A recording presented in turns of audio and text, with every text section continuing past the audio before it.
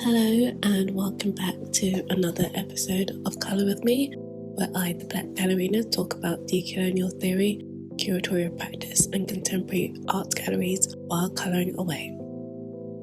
In today's video, I'll be reading an article I wrote for my university's department student journal called Playing Together Co-Curatorial Practice in Digital Worlds. I wrote this during the first year of the pandemic, and the image I'll be colouring in today is a screen cap which Gabrielle from the White Cube took when she first visited my Animal Crossing island. Okay, let's get started. When galleries and museums closed their doors to the public as a result of COVID-19, cultural producers were forced to explore questions such as, how do we produce public art without access to physical spaces? How do we work collaboratively with artists and practitioners while socially distanced? And what does it mean to curate for visitors who cannot see and interact with art in real life? In order to adapt and survive, many exhibitions and programmed activities moved to the digital realm. This development has ultimately transformed the ways in which galleries and museums facilitate collaborative curatorial practices outside the gallery space. Over the past decade, as social networking and social gaming technologies have also developed, cultural institutions have explored these different platforms by commissioning game curators to help transform visitor experiences. In 2014, the Tate, for instance, commissioned a project called Tate Worlds that consisted of 8 games inspired by different artworks in the Tate collection.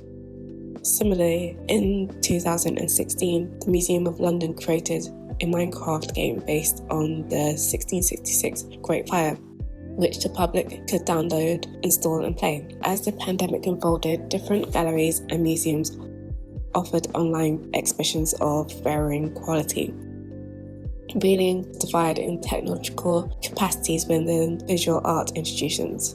For instance, larger institutions in the UK such as Pittsburgh Museum, British Museum and the National Gallery were able to construct grand virtual tours via their online platforms. However, other venues with less knowledge and fewer resources had to urgently develop new digital methods for curating, displaying and evaluating public exhibitions. In the absence of resources, many galleries and museums and artists use more accessible social media platforms such as YouTube and Instagram to showcase their work. These developments raise questions about the definition of an online exhibition and what skills and tools were needed to produce accessible digital displays in the cultural sector. Since the start of the pandemic, artists and institutions across the world have turned to the gaming sector, specifically live simulation games, as alternatives to curating exhibitions in real-life galleries. Digital exhibitions by UK-based illustrator Stephanie Unger and Dutch draftsman Timo Kilder both drew attention because of the use of Nintendo's Animal Crossing games to replicate the exhibition experience. The University of Edinburgh also utilised Animal Crossing to enable members to curate their own digital exhibitions using images published by the university's Centre for Research Collections, which were generated using an art generator tool produced by Getty. As well as enabling artists and visitors to create their own exhibitions, gaming platforms also have been used to create spaces for creative collaboration production. Platforms such as Twitch and Discord, which were traditionally used for gaming, became spaces for artists and creators to engage with others while creating work. Through these platforms, artists are able to facilitate spaces where they can meet and interact with viewers while creating work, and collaborated with other creatives across the world. For example, Sunset House, which is based in London, used Twitch for their transmissions program, where artists were paid to take part in a series of live streams where they share their work within a DIY show format. Meanwhile, Toronto-based media art centre Trinity Square Video commissioned game designer and critical creator Kayla Mouskoff to develop a game called WorldBot. WorldBot is a secret Discord-based bot game where members of the server engage in activities which involve secret communications for collaborative world building. These are only a few examples of ways in which these platforms have been repurposed to create a new way of facilitating space for inclusive, collaborative, creative production. However, it is important to note that although the digital realm has the potential to make previous site-specific work more accessible to a wider audience, digital spaces and gaming are not free from inequalities and discrimination. While many buildings have barriers that prevent people from entering physical spaces, the creation and engagement of digital spaces rely on institutions, cultural producers, and audiences being able to afford the tech equipment that is used to access these digital spaces. In addition, digital platforms need to be equipped with the accessibility functions required for disabled creatives and viewers to engage in art. A potential solution could lie in the curation of hybrid exhibitions that incorporate the use of both physical and digital spaces.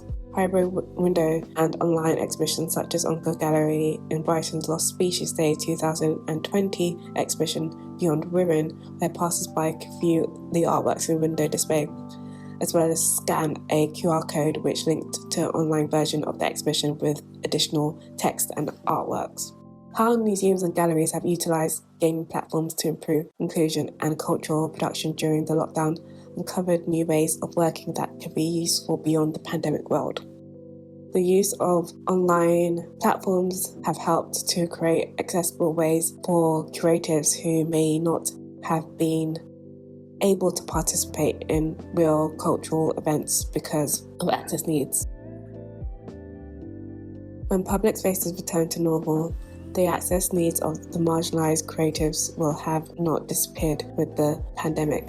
Therefore, as the world prepares to reopen, the lessons learned from our experiences of creating alternative means to collaborate and co-curate must be carried forward into the future of co-curatorial practices.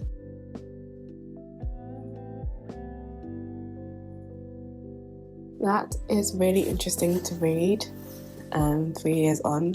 I'd be interested in knowing what you guys think has changed and what hasn't changed, or what has gone back to normal since the beginning of the pandemic.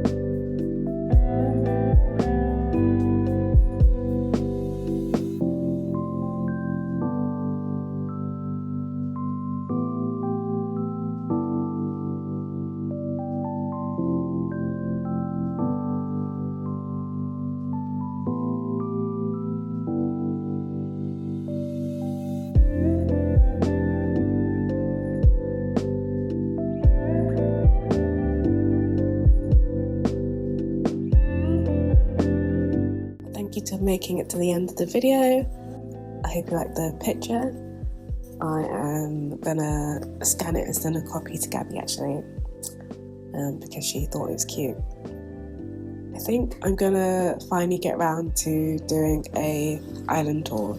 I know Animal Crossing isn't cool anymore, but I think that's why it's perfectly reasonable for me to now finally show my island, which I based on places in my life. Filming that and posting that, and if you want to see it, you can watch it. Anyway, if you enjoyed this video, please don't forget to like, comment, share and subscribe. Plus, don't forget to hit that notification bell so you don't miss out on any future uploads. Thank you for watching, take care and see you soon.